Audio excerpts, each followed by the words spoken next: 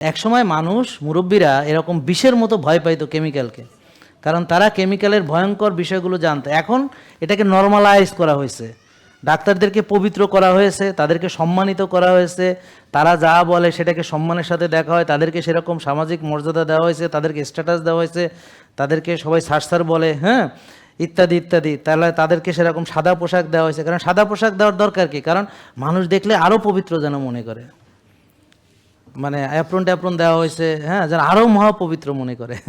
যেমন সাদা পোশাক কাদের থাকে, আমাদের পাদ্রীদের থাকে, আমাদের আলেমদের থাকে, যারা আমরা বুঝি যে হুজুরটা একেবারে মহাপবিত্র, ওর কোনো গায়ে ময়লা নেই, তো ডাক্তারও একদম মহাপবিত্র, গায়ে কোনো ময়লা টয়লা নেই। তো এরকম পবিত্রতা লাগে হলো মানুষকে, মানে মানুষের ফেইথ অর্জন করার জন্যে।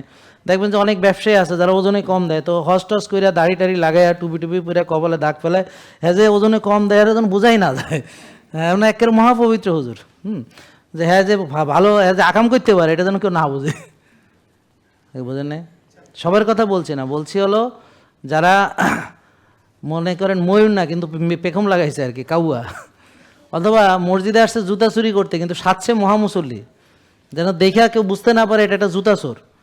তাই জন্য এমনভাবে মুসল্লি সাজে আসছে মানুষ মনে করে এটা বিরাট হুজুর, তো জুতাটা চুরি করে জব্বার মধ্যে নিয়ে চলে গেল, হ্যাঁ, সিসি ক্যামেরা ধরা খাইলো, ওমা হুজুরে এ কাম করছে, আরে হুজুরে করে নাই বেড়া, হ্যাঁ চুরি করার সুবিধায় হ্যাঁ জব্বা টাব্বা ফিরছে আর কি, যেন জুতাটা জব্বার তলা লইতে পারে। জেকে লাইফস্টাইল লিমিটেড, ওষুধ মুক্ত সুস্থ জীবন।